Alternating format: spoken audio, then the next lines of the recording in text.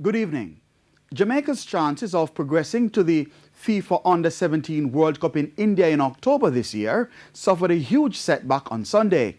This with the team crashing to a 5-0 defeat to the United States in their opening match of the CONCACAF qualifiers in Panama.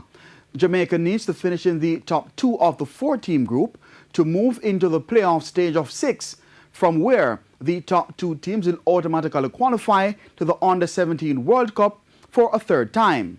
Now, the job of coach Andrew Edwards, who is trying to emulate Jackie Walters from 1999 and Wendell Downswell in 2011, has become even more difficult after Mexico hammered El Salvador 6-0 in Sunday's other match in the group.